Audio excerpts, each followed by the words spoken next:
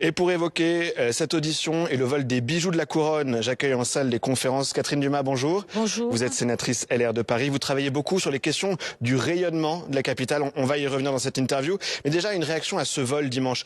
Qu'est-ce que vous avez ressenti en apprenant le vol de ces 8 bijoux? On le dit, leur valeur est hautement symbolique, ces objets ont une haute valeur patrimoniale pour la France. Oui, tout à fait. Ce que j'ai ressenti, un grand choc, évidemment, une stupéfaction, et puis surtout une grande tristesse, parce qu'en effet, c'est un pan de notre patrimoine qui a disparu. J'espère bien qu'on pourra le retrouver. C'est pas fait à l'heure où on se parle, oui. Oui, on verra. Mais donc quelque chose une grande tristesse, et puis aussi beaucoup de questions qui se posent. Alors justement, hier, la présidente du Louvre, qui était auditionnée au Sénat, reconnaissant, je cite, un échec terrible dont elle prend sa part de responsabilité. Laurence Descartes qui a dit « J'ai été effaré de la situation de la sûreté et de la sécurité du Louvre à mon arrivée en 2021 ». Qu'est-ce que vous avez pensé de ces propos? Comment est-ce qu'on peut se retrouver en 2025 avec le plus grand musée du monde dans un état aussi délabré? Oui, vous l'avez dit, le plus grand musée du monde, un musée pas comme les autres. Tout le monde y est très attaché, et à l'international également. Et c'est vrai qu'on découvre une situation qui interpelle énormément.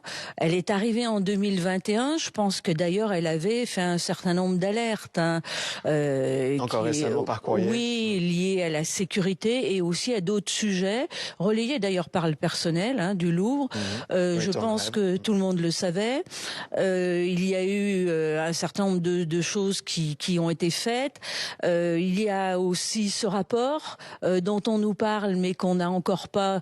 la version finale de la Cour des comptes. De la Cour des comptes. Ouais. On a une sorte d'avant-projet qui apparemment n'est pas très réjouissant. On a pris du retard. Effectivement. Oui, on a pris du retard. Parce qu'effectivement, la présidente qui précise qu'un grand plan de modernisation de la sécurité a été lancé pour un montant de 80 millions d'euros dans le cadre du Louvre Nouvelle Renaissance. Voilà. Alors pourquoi ce plan de sécurisation met-il autant de temps à être mis en place? Alors, je pense que j'allais parler du projet Louvre Nouvelle Renaissance, qui tient à cœur au président de la République et à la ministre de la Culture, d'ailleurs.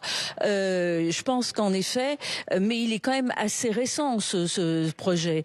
Il n'est pas encore mis en œuvre, et je pense qu'en effet maintenant le plus urgent c'est qu'ils tiennent compte vraiment du sujet de la sécurité au Louvre bien avant le fait de faire accéder le Louvre à beaucoup plus de personnes, etc., etc. Là il y a une priorité. Oui, on avait peut-être d'autres priorités, l'ouverture d'une nouvelle entrée, etc.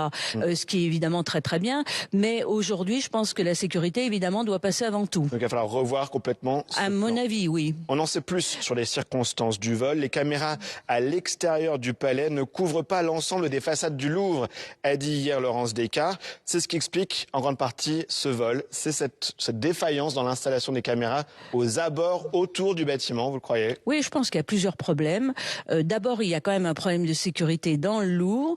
Je ne suis pas une spécialiste de la sécurité des musées, mais on voit très bien qu'à l'étranger, certains musées sont très sécurisés, avec des salles... la couronne en Grande-Bretagne, par exemple, aucune photo, aucune vidéo dans les salles. Des salles non ouvertes, sans ouverture, donc qui limitent, je dirais, l'arrivée de voleurs et carrément aussi... C'est très impressionnant quand vous le visitez, ça, exactement. à Londres. Donc, et ça dans d'autres pays également. Donc je pense qu'il y a déjà cet aspect-là qu'il faut revoir. Après, il y a l'extérieur du musée, puisqu'au cas particulier, les malfaiteurs sont passés par l'extérieur. Une nacelle à l'extérieur. C'est évident que le musée lui-même doit faire en sorte que tous ses alentours soient protégés. Enfin, ça me semble juste un peu de bon sens. Donc là, il y a beaucoup à revoir.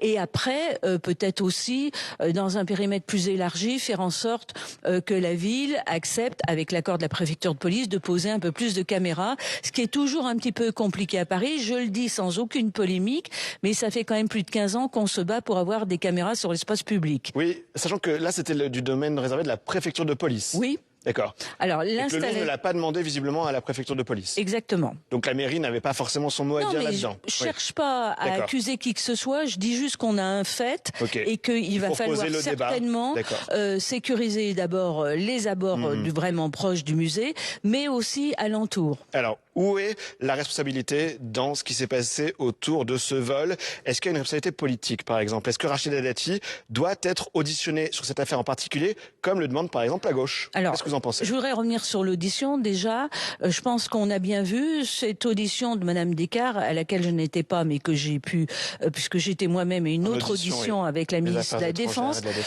Mais j'ai pu la visionner. Je pense qu'elle a quand même, elle a très bien répondu sans fuir les questions. Donc il faut dire aussi, enfin en tout cas il faut dire quand les choses sont bien. Après, elle n'a pas apporté les réponses.